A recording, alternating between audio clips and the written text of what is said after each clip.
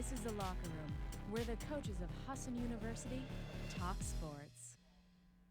Good morning, everyone. I'm Cody Provost, and this is the locker room. I'm joined by two Husson baseball players, Christian Corneil and outfielder Seth Freudenberger. Christian, you're also an outfielder.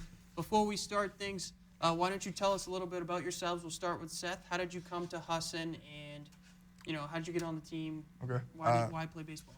Well, I actually went to Bangor High School. Grew up right here in Bangor and played baseball at Bangor High. And I felt that Husson was a good fit for after high school to continue to play baseball, and could live at home, right in hometowns, close to home was good opportunity for me. And Christian, you actually transferred to Husson from USM. Yep. Tell us about that. I also went to Bangor. Went to Bangor High School with Seth. Played baseball 4 years, and coaching at USM gave me the opportunity to come down and play. And after my sophomore year, things just didn't work out, and I knew that coming back here would be a better idea for me, coming back home to where I'm familiar with. And Coach Harvey really was a big reason why I came back, just because of how he teaches, the way he coaches, and his coaching style. I thought it was a good fit for me, and being home was also just really nice as well. So I thought it was perfect timing. You guys went 26-15 last season. You went to the NAC finals, a good season for most teams. How do you build on that this year? Winning the whole thing. I mean, came up a game short last year, and really think that motivated a lot of guys from the team last year. Come back, really had that fire and ability to get going, and not let that slip again this year. Christian, you said you managed the team. Yeah, I did a little more of going to the home games and doing kind of the book for the team. So I didn't really travel with the team. The only time I traveled was I went to Florida with them, which is kind of nice because I got to know the guys a little bit better, what they were all about, what the program was about, what they stood for, and and then coming on this year, being able to play, and it was a good transition, I thought. So I'm glad that I was able to do that last year, and so I don't want to start fresh this year. So did you coach any first base at all, or? No, that's all C-Harv. C-Harv's our true man at first base. Locks that down pretty well. Yeah. Were you guys expecting to do so well last year? Yeah, I think here at Husson anyway, the expectation is to be playing in that final game every year. So anything short of that is actually disappointment. But yeah, I mean, being in the championship game was right where we expected to be. Every year, our team goal, be NAC champions. So I mean, just like that last year, this year we're trying to get back there and bring it back to Husson. And what did Coach say last season before the games actually started? What goals did he have in mind for the team? I mean, he's got the same goal every year pretty much. It's just getting to that last game, going to the NAC championship. He strives that and pushes that since day one. Even in Florida, usually in Florida, we play pretty good competition, and I mean, we sometimes didn't turn out the way we want to, but that doesn't strive us from our goal we want to do. So, which is to win the NAC every year and play good conference play, and play our best baseball towards the end of the season. That's what he pretty much strives on. So what did Coach say after you guys lost to, it was Castleton, right? Yeah, it was. Yeah. I don't know. He said, buckle up, get ready for this year. I mean, it's obviously, he said it's not the way any of us saw the season ending. I mean, we were in the winner's bracket going in, dropped 2 in a row to Castleton, which is devastating. But he said, I mean, you take that from last year, you build off it, you let that drive you, and you get ready for this year, and you use that as a little fuel, a little motivation to not let that happen again. Because you want to be embarrassed on their field. That's not fun. So after that, you move on to the offseason. What kind of contact do you have with Coach, and what kind of things does he want you guys doing? Well, I mean, he lives right here in the area, so being from Bangor, text him, really accessible. When you ever need to talk to him, come by. He's always on campus doing something. Yeah. Come find him. But he really stresses a big thing is getting in the weight room. Getting stronger is a big part of everybody's game, really. I mean, there's differences definitely can be made if you sacrifice the time in the weight room. I mean, that really will get the ball rolling as far as improving your game. Because also, I mean, last year for me, because I didn't play, I took a whole year out because I managed that last year. Was really for me that whole summer was trying to get back into the timing of everything. Playing some more innings, getting some more at bats and stuff like that. So, I kept in contact with them that way. So, and then coming back here and playing in the fall, I already had like a leg up a little bit, I thought, on most of the timing and everything like that. So, also being in the weight room is just huge. We try to go, as much as possible. We do as a team. After fall ball ends, we go 3 days a week at least. With throwing a conditioning day in there, and I think it keeps us kind of, ready to go all the time. So. And tell us about Coach Harvey. What kind of coach is he? What does he like to play for? Well, he likes to win, and he's really focused, and he's one of the probably the most competitive people I've met. Mm-hmm.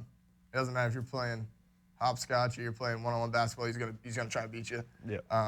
So I mean, that kind of translates over to the baseball field. Hates losing, and I like that a lot because, I mean, you're not playing to lose the game, obviously. Right. So I mean, he's definitely a really fiery, competitive guy. Really motivational too. Good coach. Yeah, because You laughed, Christian, when I asked that question. Why? Just because because coaches, he's kind of. I mean, he's not. I think when you look at coaches, sometimes you think of them, as like these older guys. They're just gonna be like, old timers that are gonna go with the old way of baseball. But with Coach Harvey, just because he's so younger, and a little closer to our age a little bit maybe, but he's just kind of like that coach that's, almost one of the guys. But keeps it loose. Yeah, it keeps it loose around the clubhouse. So it's kind of nice having that personality around the clubhouse, and because he just, I just makes it enjoyable to be around the baseball field. And let's talk about some of the losses you guys had last year. We mentioned it in the hall when you guys first came in today. Player of the Year, Dylan Foster. That's obviously a big hole, but there's two outfielders sitting in front of me now. How do you replace him? Is it a culmination of people, or can one person do it? It's tough for one person to produce like Dylan did last year. He had a great year. But I mean, we've got some guys. We got stepping up. We got guys who swing the bat similar to he did, who are quick and speed in the outfield defensively. But I mean, Dylan had some of those intangibles, just the grittiness, the I'm not going to let you beat me kind of attitude. And I mean, he found a way on. I mean, I think, a third of his base hits, he just drop one out third baseline, get on base, steal second. That before you know it, we got a guy in scoring position. He was really sparked our offense a lot last year. And but I mean, I think we have some guys. I think it'll be more of a cumulative effort this year. But I think we'll be able to compensate for that. And Seth, just to keep going on you were listed at center fielder online.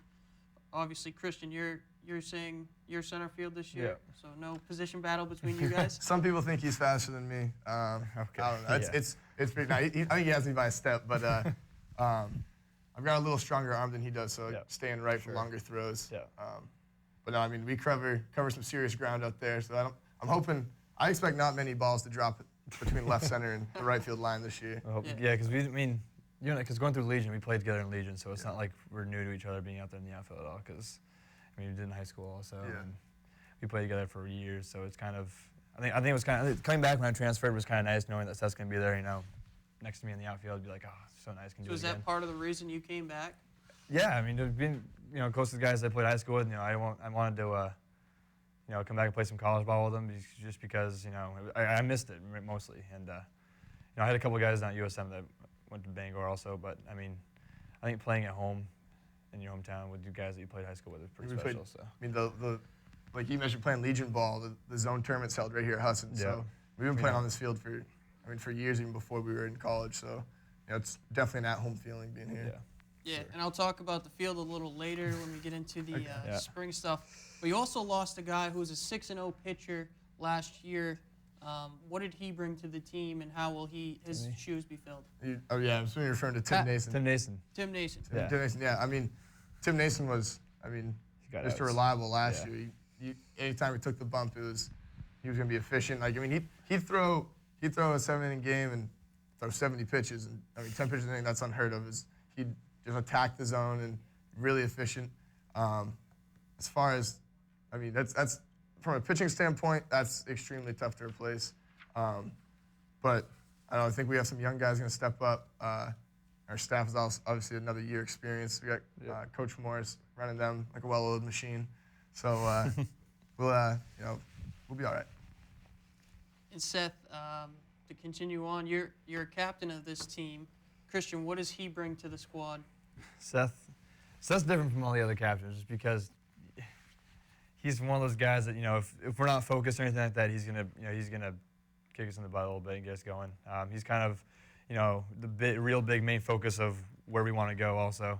Some of the other guys are kind of, a little quieter than Seth is. Seth likes to make his presence felt a little bit. I'm rubbing it off a little bit. Hey, But that's pretty much, he's just that spark that gets us going from the first time we step on the field, either game or his practice, anything like that. He just, wants us to get all fired up. He wants us to be mentality ready and just get us going right from the get-go. did you vote for yourself? I might, maybe as a last vote, maybe. I don't know. Last vote, okay. I'm How sorry, many votes did you have? Two? Yeah, right. One vote.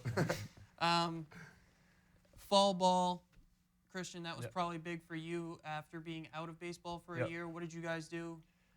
Coming into fall ball, I was just trying to, get to know the new guys this year who we're going to play around, get used to some of the freshmen, get to know them a little bit more. That's pretty much what that first couple of days is for. And then getting to show what you did, what hard work you paid off and used in the offseason, how that's going to pay off onto the field.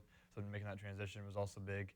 But really just trying to get the timing back, get some swings in, see some live pitching, playing with guys that are going to play with during the season, get used to playing with them, And then, because we played, I think, like 2 or 3 days a week, like for games, and the other days we'd practice. And so I was just trying to get back in the flow of things, really, and then get ready for the offseason and work hard in the offseason. And obviously, fall ball is probably a big time for your new prospects, your freshmen coming in. Yep. Seth, you're captain, so what do you stress to those freshmen?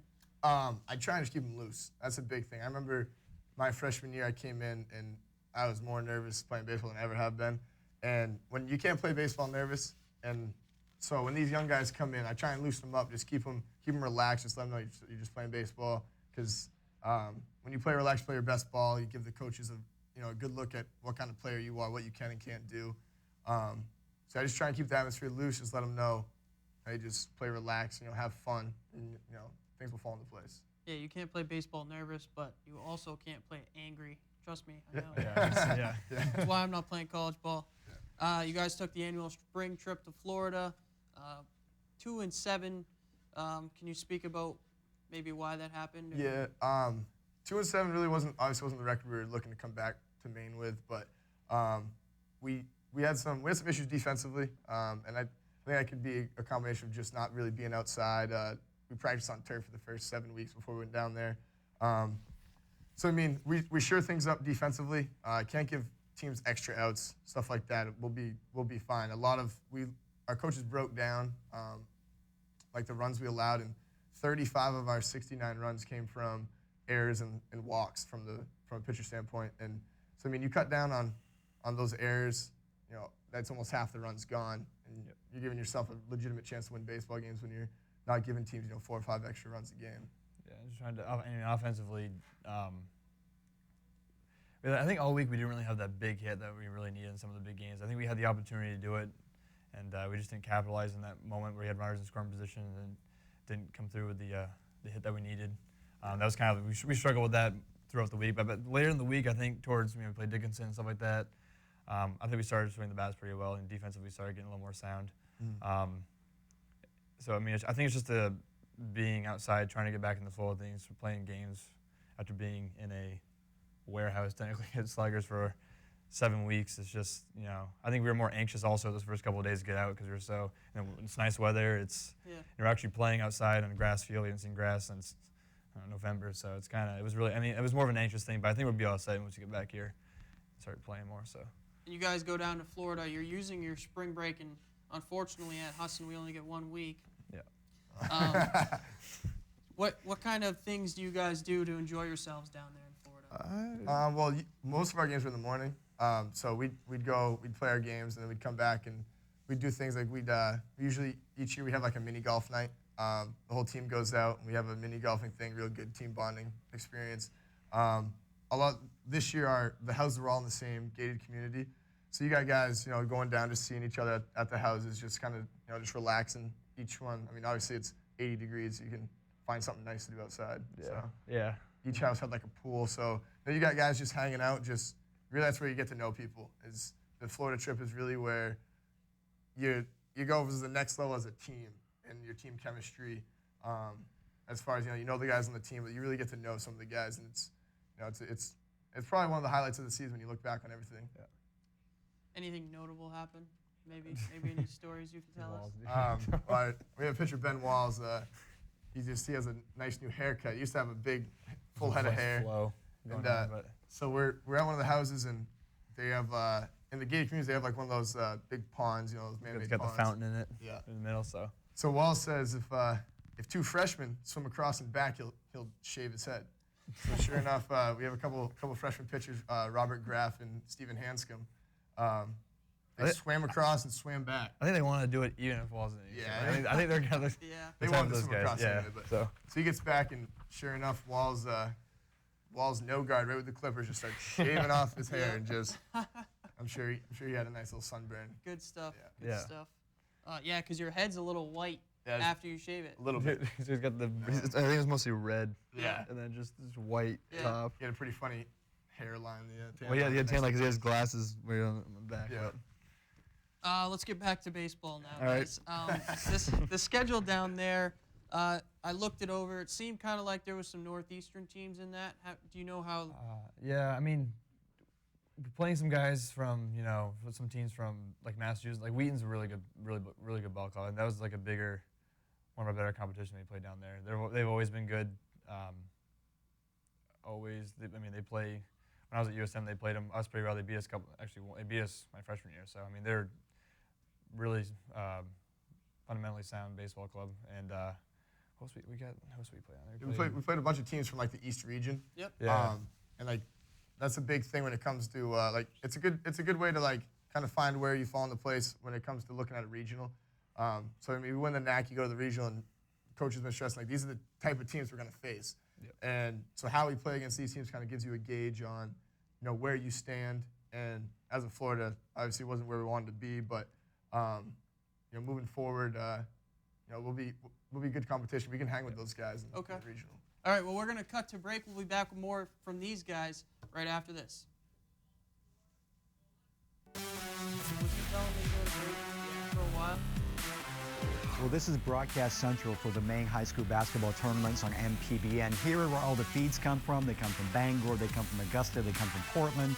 We coordinate all the feeds, figuring out when the games start, if a game has to toss to another game. We also do all the recordings and the video on demand, the DVDs. We keep track of all the social media here. So even though there's a lot of action down at the courts, there's a lot of action right here as well. The relationship between NESCom and MPBN has brought many great opportunities to the people in Maine, and basketball is just one example of that. We truly value the relationship that we have with NESCom, and actually we have quite a few NESCom students that we've brought onto staff from our partnerships. MPBN and the New England School of Communications, a great partnership for the viewers of high school basketball in Maine.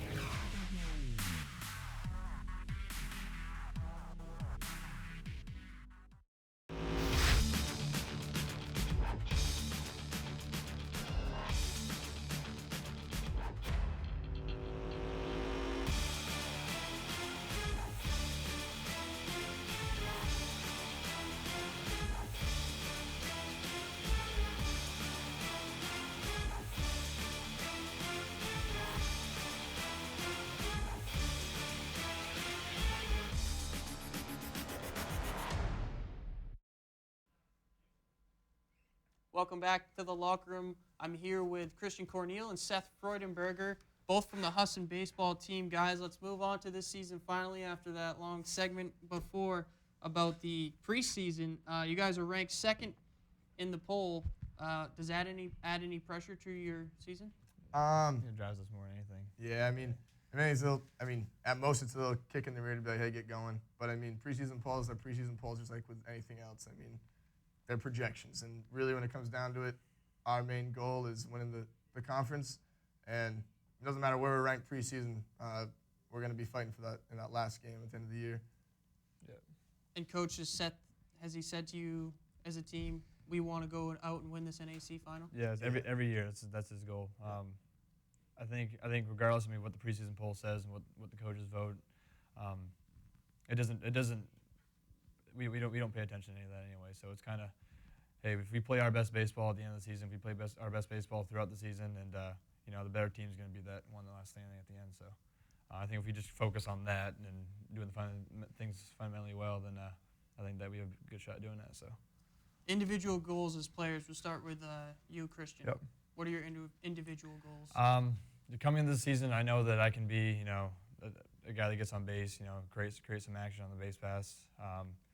Being a little older, being 21 as a sophomore on the baseball team, getting a couple years of experience in college baseball, I think I can be some type of leader on the field also. But I got some big holes to fill, Foster's holes, but it's it's kind of, I don't know, it's kind of like, yeah. If I just play my game, I'll be all right. So. And Dennis O'Neill, he's a pitcher. Oh, sorry, Seth, we got to go to you. My personal goal? Yeah. Well, I'm kind of like what Christian said. I'm the kind of player like who, get on base, create some havoc on the base pass, kind of just be a spark plug for the offense. I kind of bat out of the 9-hole, and coach tells me my kind of job is to kind of turn the lineup over, get it going again. By getting on as a 9 batter, get the top of the order coming up behind you, and I'm kind of speedy on the base pass, and just switching it up, getting the team going, being the spark plug, kind of being the dirt dog at the bottom of the order, and being able to get the offense rolling. Dennis O'Neill, he's been a pitcher on this team for quite a while. I talked to him in the weight room. He said he had a tough outing, his last outing of the season, but he is he the ace of the staff this year? Or? I don't think it's really fair to label anyone on our staff as the ace. He's definitely one of our top 2-3 pitchers, hands down. Him, Brandon, Reilly, Ben Walls, they're really going to anchor our starting rotation. The 3 of them, I'd be confident throwing them against anybody and having them on the bump any day. Well, he's got to be a pretty confident guy if you see those mutton chops. Oh, yeah. He's he actually got rid of them, but he did? He had them for picture day, but yeah, that's all that. I think once he was heading down south, he was like, he'd probably get rid of He the must have had tops. a wedding or something. Yeah, something like that. Something important. Something O'Neill would do. So we talked about the other support on the mound. Kyle Bishop, he's another player who played a key role last season, and I like to tell the story of how I ruined his no-hitter in high school, but we won't get into that. What are the expectations for him this season? For Kyle, well, he's really one of our more consistent, solid bats in the lineup. We really look to him offensively more than anything really. He's kind of like he's also as a captain, he's kind of like the more silent leader, leads by example. Kyle really never really does the wrong thing. He's always doing the right thing. He's definitely going to be offensive force for us this year. Are there any dark horse players that we might not know about?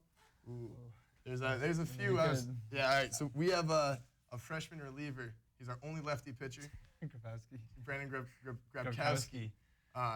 He had probably 4 or 5 appearances in Florida and threw pretty well. And he's not overpowering, but he's the kind of guy who spots up well, hits his spots, and he's gonna be a key piece in our long relief. Back into the bullpen also, because he's a guy that's gonna be more of like a contact kind of pitch for contact, get those ground ball outs, fly ball outs, anything. But that's a tough position because he knows he's gonna throw a lot just because he's our only left-handed reliever. So for him, it's gonna be trying to stay healthy so he can last all these things. But in Florida, he did a great job so far. But yep, I'm gonna have to cut you off there. We have athletes of the week coming up. Stay tuned. Can you tell Josh how many? Well, this is Broadcast Central for the Maine High School basketball tournaments on MPBN. Here are where all the feeds come from. They come from Bangor, they come from Augusta, they come from Portland. We coordinate all the feeds, figuring out when the games start, if a game has to toss to another game. We also do all the recordings and the video on demand, the DVDs. We keep track of all the social media here. So even though there's a lot of action down at the courts, there's a lot of action right here as well. The relationship between NESCom and MPBN has brought many great opportunities to the people in Maine, and basketball is just one example of that. We truly value the relationship that we have with NESCom, and actually we have quite a few NESCom students that we've brought onto staff from our partnerships. MPBN and the New England School of Communications, a great partnership for the viewers of high school basketball in Maine.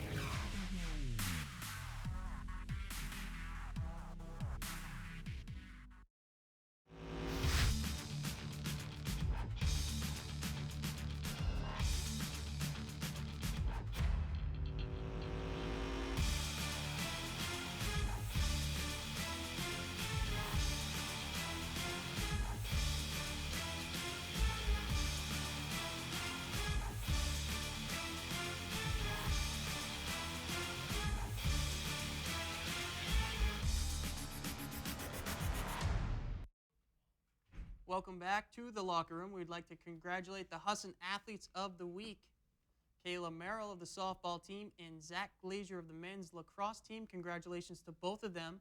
We would like to thank our guests, Jordan Carter and Seth Freudenberger, for being on today. Guys, you did a great job.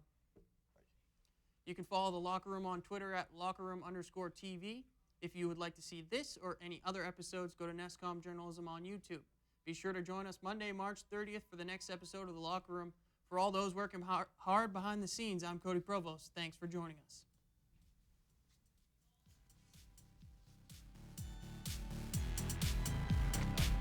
Yeah.